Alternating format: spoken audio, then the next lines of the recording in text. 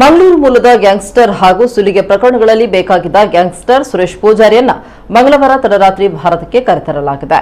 ಆತನನ್ನ ಫಿಲಿಪೈನ್ಸ್ನಿಂದ ಭಾರತಕ್ಕೆ ಗಡೀಪಾರು ಮಾಡಲಾಗಿದೆ ಅಂತ ಹಿರಿಯ ಪೊಲೀಸ್ ಅಧಿಕಾರಿಯೊಬ್ಬರು ಇಂದು ತಿಳಿಸಿದ್ದಾರೆ. ದೆಹಲಿ ವಿಮಾನ ನಿಲ್ದಾಣದಲ್ಲಿ ಸುರೇಶ್ ಪೂಜಾರಿ ಬಂದಿಳಿದ ನಂತರ ಐಬಿ ಮತ್ತು ಸಿಬಿಐ ಅಧಿಕಾರಿಗಳು ಆತನನ್ನ ವಶಕ್ಕೆ ತೆಗೆದುಕೊಂಡಿದ್ದಾರೆ ಅಂತ ಅಧಿಕಾರಿ ತಿಳಿಸಿದ್ದಾರೆ.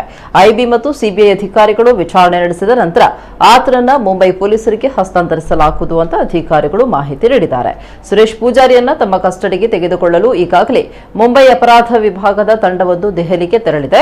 ಮುಂಬೈ ಮತ್ತು ಥಾನೆ ಪೊಲೀಸರು ಕ್ರಮವಾಗಿ 2017 ಮತ್ತು 2018ರಲ್ಲಿ ಸುರೇಶ್ ಪೂಜಾರಿ ವಿರುದ್ಧ ರೆಡ್ ಕಾರ್ನರ್ ನೋಟಿಸ್ ಜಾರಿಗೊಳಿಸಿದ್ರು.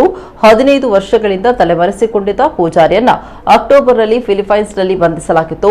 ಸುರೇಶ್ ಪೂಜಾರಿ ವಿರುದ್ಧ ಥಾನೆಯಲ್ಲಿ ಒಟ್ಟು 23 ಸುಲಿಗೆ ಪ್ರಕರಣಗಳು ದಾಖಲಾಗಿದ್ದು, ಆತ ಗ್ಯಾಂಗ್ಸ್ಟರ್ ರವಿ ಪೂಜಾರಿಯ ಹತ್ತಿರದ ಸಂಬಂಧಿಯಾಗಿದ್ದು 2007ರಲ್ಲಿ ಆತ ರವಿ ಪೂಜಾರಿಯಿಂದ ದೂರ ಸರಿದು ವಿದೇಶಕ್ಕೆ ಪರಾರಿಯಾಗಿದ್ದ. ಇದೀಗ ಹೆಚ್ಚಿನ ವಿಚಾರಣೆಗಾಗಿ ಮುಂಬೈ ಪೊಲೀಸರಿಗೆ ಹಸ್ತಾಂತರಿಸಲಾಗಿದೆ.